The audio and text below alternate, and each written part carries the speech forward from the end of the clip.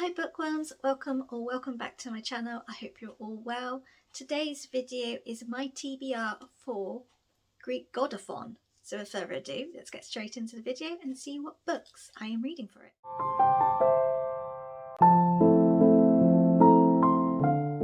So like I said, I am participating in Greek God-athon, which is a Greek God readathon basically, and this is a month-long readathon and it is hosted by Esme over at Bookish Buddies, but we also have 13 other hosts because we have 14 gods. Yeah, this sounds like a really fun ride, and it is basically a readathon, but it's not like a Greek mythology readathon, so you don't have to read books to do with the gods or Greek mythology or anything like that. It's just prompts and you fit whatever book you want in it, so it's not dedicated to that, which I love, because if it was that case we would be struggling because I don't have that many. But basically Greek God-athon is running for the whole month of March, and we have a lot of gods. So just going through the gods quickly, like what they are, and then you probably will tell which god I am. But there are 14 gods, but there are 2 teams. So we've got Team Chaos and then Team Control. And so in each team there are 7 gods in each. So in those teams you will have specific prompts, but the god you choose has a special power.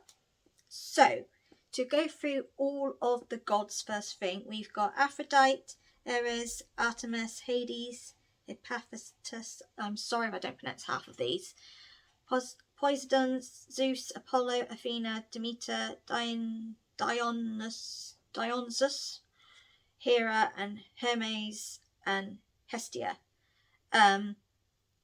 So for Team Chaos, the gods in that are Aphrodite, Ares, Artemis, Hades, Hephaestus, Poseidon, and Zeus. And Team Control is Apollo, Athena, Demeter, Dionysus, Hera, Hermes, and Hestia. Now, who do you think my god is? Obviously, it's going to be Hades. Come on.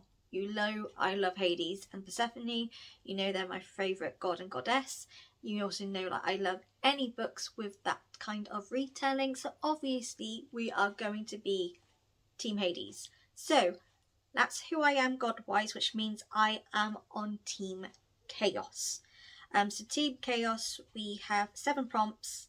However, whichever god you have has a special power that you can use, or you don't want to use, it's up to you.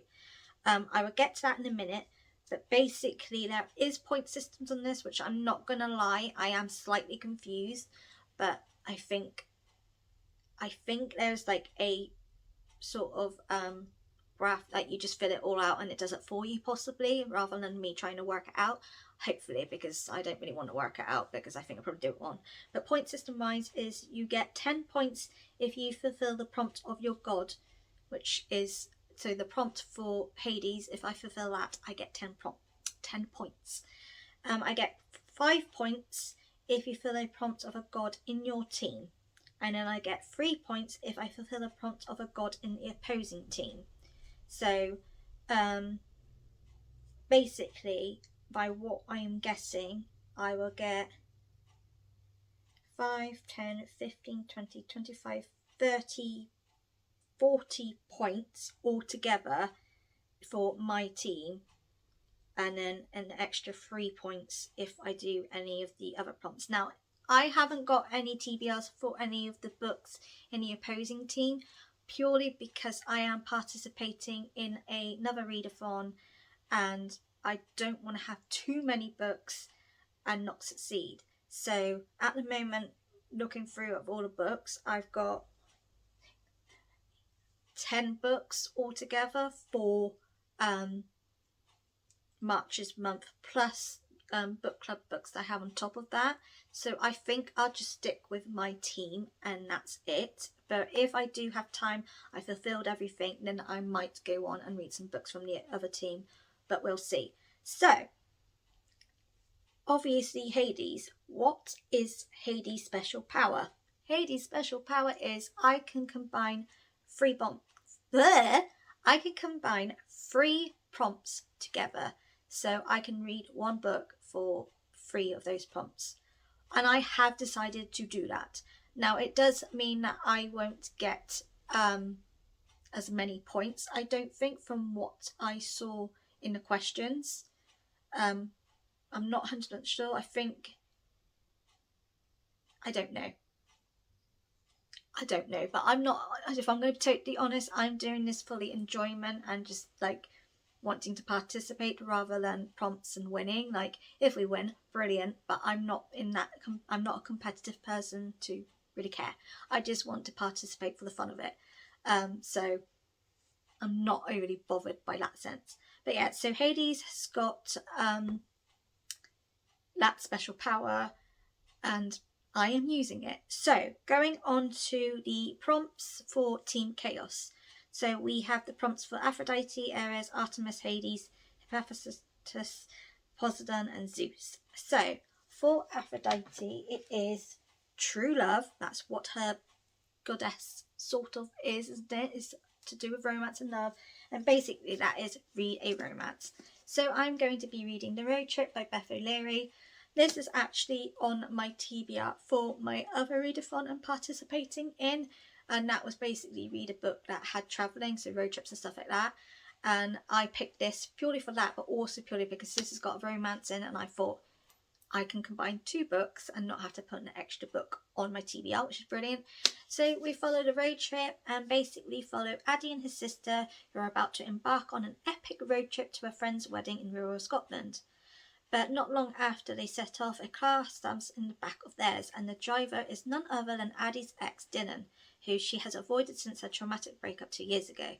So basically, Dylan and his best mate, their car has been completely teetotaled, and so Addie has no choice but to get them to go in her car because they're all obviously going to the same destination. But 400 miles ahead of them, Dylan and Addie can't avoid confronting their very messy history of their relationship. And it basically says here, will they make it to the wedding on time? And more importantly, is this really the end of the road for Addie and Dylan? So obviously Beth O'Leary's books are romance, so I kind of feel like this possibly is second chance romance. Maybe enemies to lovers, I'm not sure. Like, it could combine the 2. What I have seen with people talking about this book, you sort of have different timelines. You've got the timeline of when they were together and the ultimate breakup and what happened there. So you do know why they broke up, I'm assuming. And then you have present day where they're in their car driving to Scotland and obviously they're going to confront everything, and whether they get together or not, we'll see, or whether another relationship forms, we don't know. But that is for Aphrodite's prompt, which is true love, which is read a book with romance on. And then we go on to Ares, who is War on Words, and his prompt is to read a book with war in it. And so I'm continuing on with a series that I am reading, and I will be reading Jade Legacy by Fonda Lee, and that is on my Kindle. So basically we're following all of these different characters who obviously are powerful. They are jade holders, but there is a massive big war between 2 different places and 2 different kingdoms sort of things. Not kingdoms, but you know what I mean. So I have not yet read Jade War. I have literally got the last week of February to read it, which I will, but because it's on my Kindle and because I've now got used to the world and got used to all of the characters and how their power and magic works with the jade, I feel like I can now read the 2nd and 3rd bit quicker because I already understand it now. So I will be picking up Jade Legacy, but I need to read Jade War first. But that's the prompt for Ares. And now we're on to the next book, but I am combining 3 prompts together for this book. So to tell you what they are, we have Artemis, Hades, and Hephaestus. So basically, Artemis is the hunt. That's what his god's known for, and that is to read a highly anticipated book. Hades is dead as a doornail, read a book with the undead. And Hephaestus is forge ahead, which is read a sequel. And for those 3 books, I am going to be reading King of Scars by Leigh Bardugo. So the reason why I've chosen this is for Artemis, read a highly anticipated book. This is a very highly anticipated book. I've been dying to read this, but I've had to make sure I read the Shadow and Bone trilogy first, which I will be reading the 3rd book in that trilogy for the other readathon. So literally once I finish that, I can go straight to this, which I'm really glad to, because a lot of people said I have to read that before I go on here, because what happened in that book sort of continues on in here. So that is for that prompt. And then Hades, which is dead as a doornail, which is read a book with the undead. Basically I'm going with this because well, of numerous reasons. We've obviously got what's going on with the, you know, the Darkling, things like that. We've also, there's like, it does say here that Nikolai has a demon inside him. We also follow Grisha, and a lot of the Grisha have different sort of powers, but we're also following Nina Zenik, who I know from Crooked Kingdom, because, you know, your girl read that in the wrong order. But in Crooked Kingdom, Nina lost her heartrending powers, but she's now can raise the dead. So for me, we have a lot of dead sort of stuff. We've got someone who's can raise the dead. We've got Nikolai, who's got a demon inside him, which is like a supernatural, and I feel like demons are from the underworld, so they're like dead. So that's what I'm going with. And then obviously Hephaestus, which is Forge Ahead, which is read a sequel. This is I'm going with this as a sequel because it's part of the Grisha first series. So this is actually the first book in a duology. But for me, I'm saying this continues in the series because I am reading the whole of the Grisha first series. I own all the books, and I'm going through them in their order, even though I did read the order slightly wrong, but who cares? So that's I'm pushing it a little bit because obviously this is the first book in a duology, but this is a book that is part of the Grishaverse series, so I'm counting it as that. Whether you guys agree with me, I'm doing it anyway because I really want to read it. And then we are going on to Poseidon, which is Endless Ocean, which is read a book with water elements.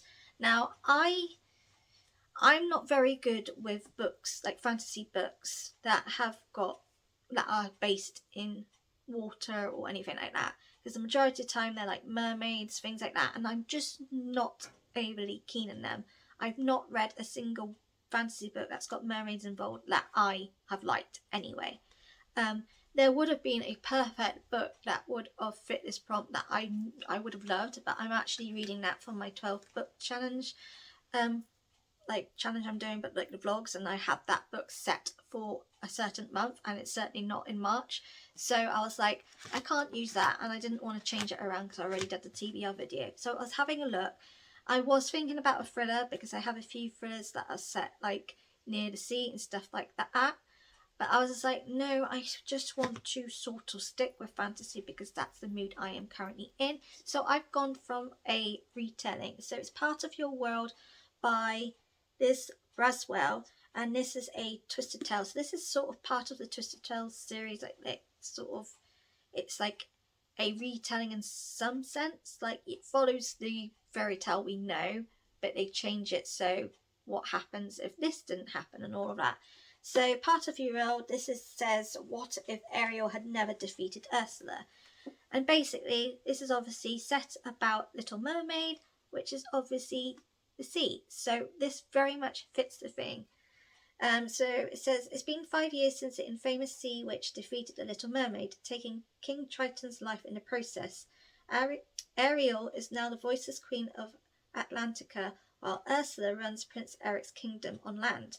But when Ariel discovers that her father might still be alive, she finds herself returning to a world and a prince she never imagined she would see again. Will Ariel be able to overthrow the murderous villain set on destroying her home and the world she once longed to be a part of? And it says, follow this love of power, love, and a mermaid's quest to reclaim her voice. So it's obviously a Little Mermaid retelling. Like it said, it's a twisted tale, so it's sort of, you're following on the fairy tale, but it's changed. So I read Let It Go, I think it was called, which was another, and it was a Frozen twisted tale, and it was good. Like, I read it very quickly. It was an easy read, but it just felt a bit ugh. Like, basically it was if Anna and Elsa didn't know each other, like they didn't know they were sisters. So it sort of followed along the lines of Frozen, like, you know, what we know as Frozen and Frozen 2 with Elsa having powers. But Elsa, basically, in that book, they went to go and make Anna forget about Elsa's magic and all of that. But Elsa interrupted the spell, and so instead of just forgetting her power and everything, it was they both forgot each other. They didn't know they were sisters. And obviously some of the boy characters, they swapped roles, so the one that was nice was actually the baddie, and the one that was the baddie in Frozen was the nice one. So I just felt a bit, there wasn't much change from it, in my opinion. So obviously I got gifted the Twisted Tales series from my parents, I think 2020 Christmas, or yeah, I think so, and I'm slowly going through them. So I hope this is better than Let It Go, because Let It Go, I think I gave 3 stars. I hope this is better, because if it isn't, then it's sort of one of those things of, I just don't want to continue with the series. But we're going to read this, we're going to give it a go. It's a very floppy book, and it's very, it's very big writing. So, and Let It Go did not take me long to read anyway. But this obviously has water elements. It's Little Mermaid. We are in the ocean. You can't say it doesn't count. And then lastly is Zeus, which is lightning quick, because, and that is to read a cover by book. So read a book that you bought because of the cover. And for me, I knew instantly what this book was going to be. The Witch Haven by Sasha Payton Smith. Now, you would think, but that's nothing exciting. It's gorgeous, and, but it's what's underneath the jacket. We have this beautiful crescent moon, and obviously there, and this was the reason why I bought this book, because I saw a couple of people talk about this book. I knew Ashley from Frolic Free Fiction.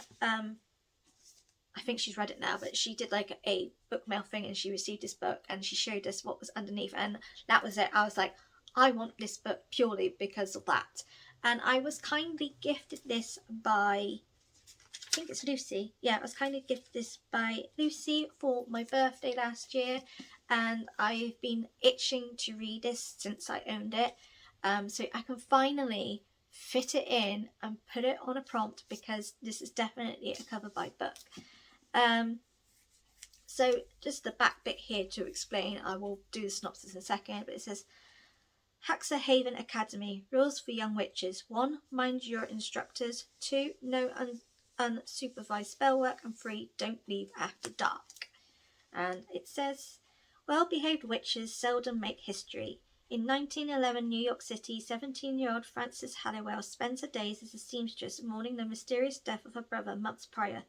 Everything changes when she's attacked and a man ends up dead at her feet. Her scissors are in his neck, and she can't explain how they got there. Before she can be condemned as a murderess, 2 cape-wearing nurses arrive to inform her that she is deathly ill and is ordered to report to Haxa Haven Sanitarium. But Frances finds Haxa Haven isn't a sanitarium at all, it's a school for witches. Within Haxa Haven's glittery walls, she discovers the sisterhood she craves, but the headmistress warns Frances that magic is dangerous. Frances has no interest in the small, safe magic of a school, and is instead enchanted by Finn, a boy with magic who appears in her dreams and tells her he can teach her all she's been craving to learn, lessons that may bring her closer to discovering what truly happened to her brother. But Frances's newfound power attracts the attention of an ancient order's dangerous leader who yearns for magical control of Manhattan, and he will stop at nothing to have Frances by his side. Frances must ultimately choose what matters more, justice for her murdered brother and her growing feelings for Finn, or the safety of her city and fellow witches. What price would she pay for power, and what if the truth is more terrible than she ever imagined? It sounds amazing. I'm really here for it, and you know, it is a beautiful cover in the dust jacket, but underneath as well.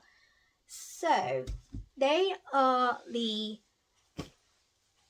5 books. Obviously I've only got 4 here because I don't have Jade Legacy. I've got that on my Kindle, but they are the books. Like I said, if I read them all and I've got tons of time, then I may read a few books from the other team, but I'm not going to force myself to do that because I do have book club books on top of this, and I haven't decided whether I might just put like in a few books that I just want to choose for myself. I probably won't because a lot of these books I want to read anyway. So yeah, so they are the books. That is Greek God-athon. I'm really excited to do this. Go Team Hades. And yeah, if you're participating, do let me know in the comments and let me know which team you're on. And if you've read any of these books as well, let me know your thoughts as well. But yes, I'm really excited for March. March is going to be a very fun month, I think. But yes, thank you for watching. Take care of yourselves and I'll see you again soon. Bye!